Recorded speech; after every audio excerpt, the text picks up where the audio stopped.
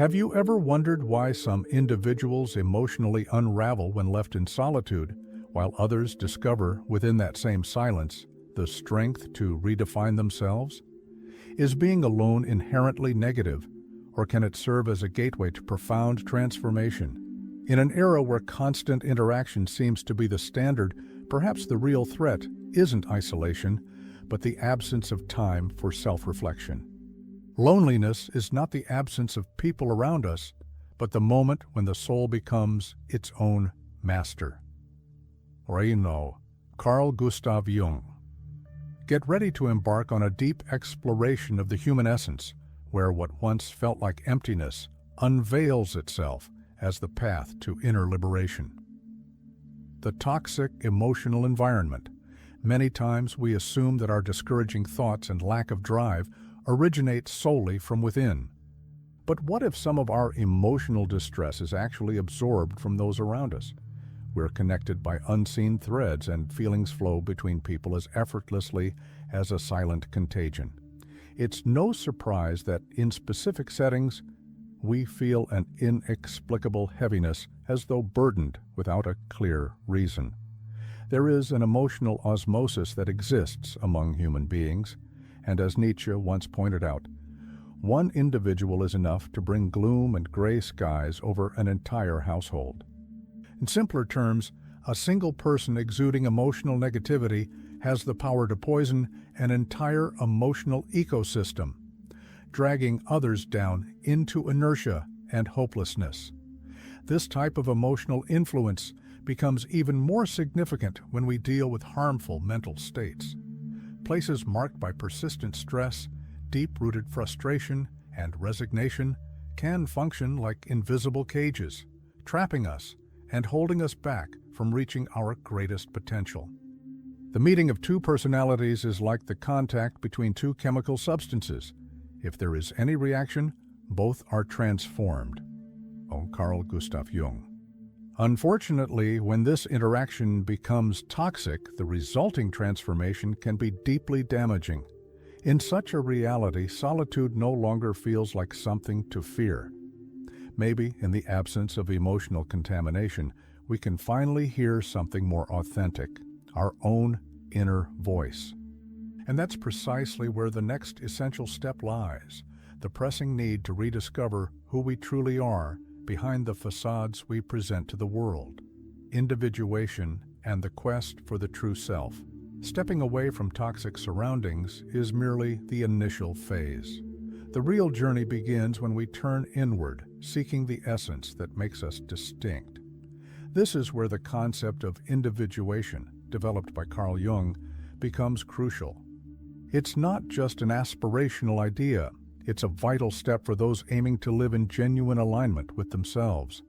Jung describes individuation as the inner progression through which we integrate the unconscious elements of the psyche and form an identity that is authentic, no longer shaped by the demands of others.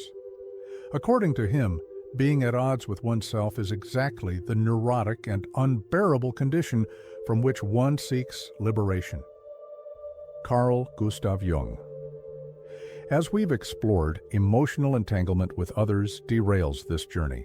When we dwell under the influence of others' desires, we begin to play roles that don't reflect who we truly are. The consequence is a quiet exhaustion, a feeling of being a stranger within our own being. Yet, venturing down this path is far from simple. Becoming aware of oneself is a perilous adventure that is worth undertaking. Carl Gustav Jung.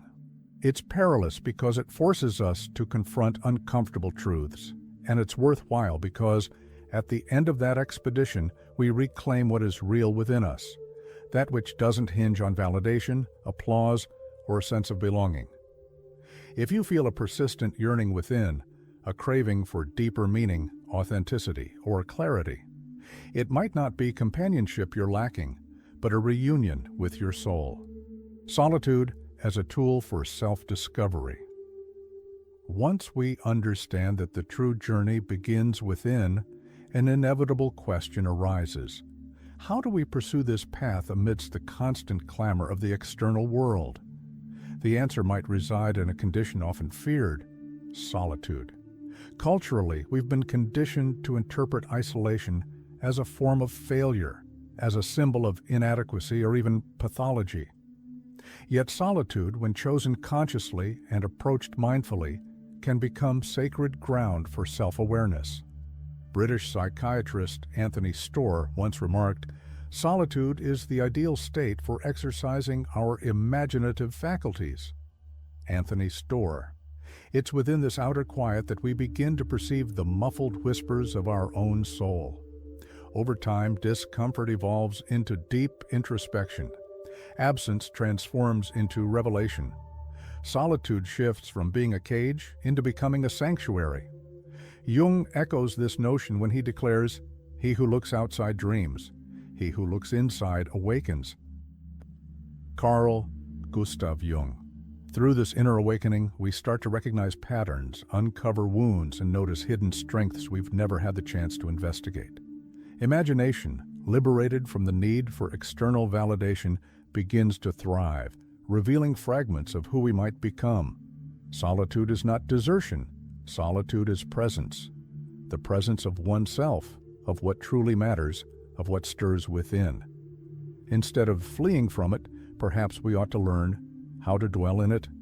And within this hushed inner space, a fresh question arises. What if the meaning of life lies not in outward connections, but in what we are able to shape with our own hands? Work, purpose, and self-sufficiency.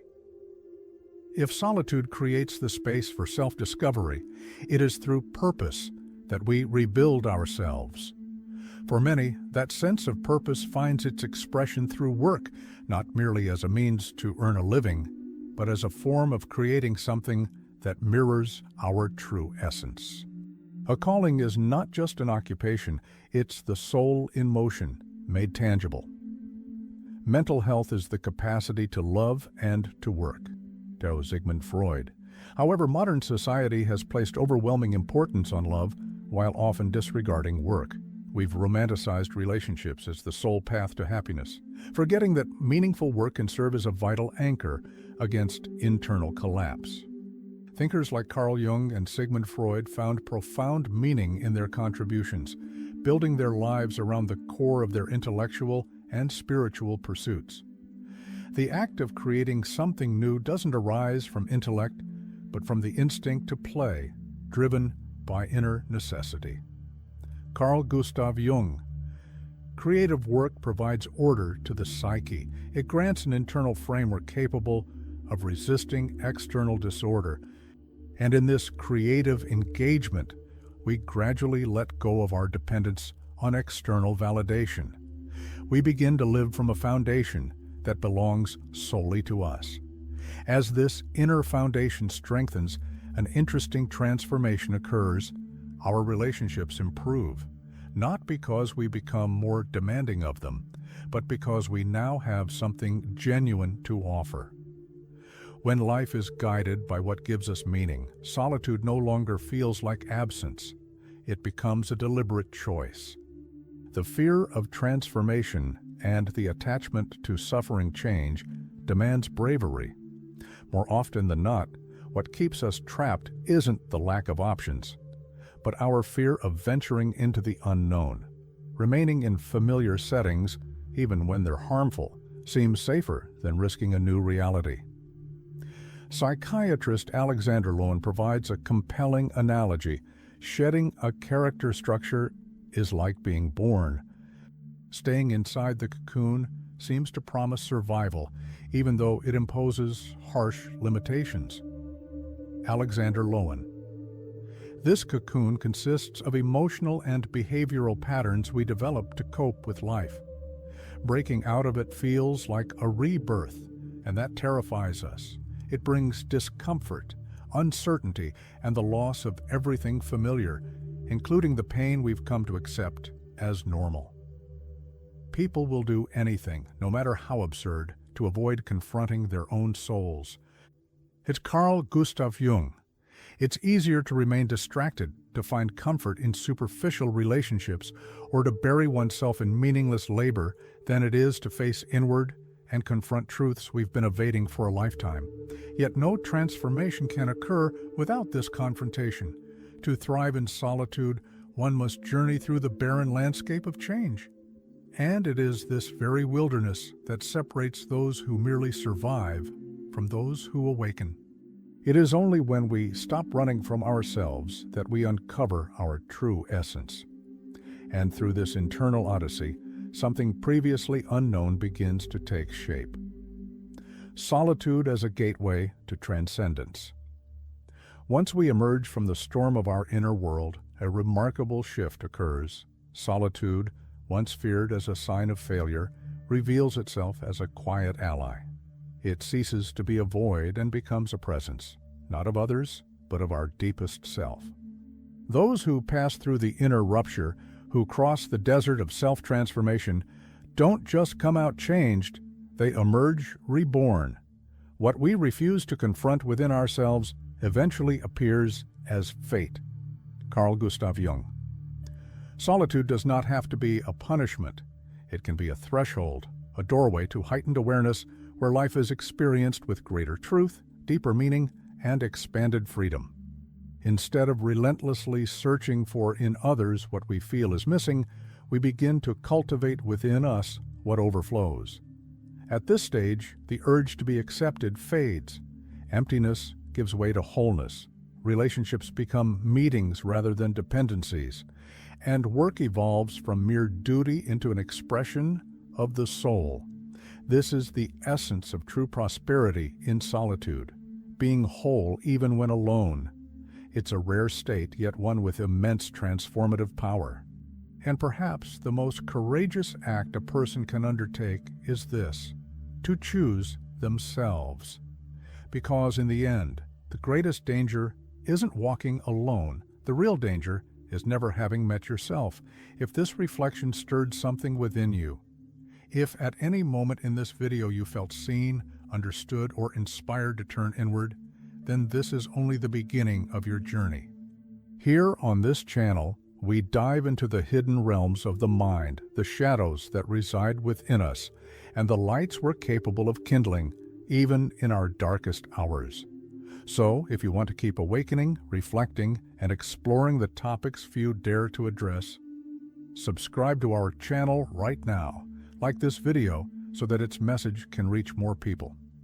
And don't forget to hit the notification bell, because every week we bring new insights that might just change the way you see yourself and the world. Your inner journey deserves company. We'll see you in the next video. Until then.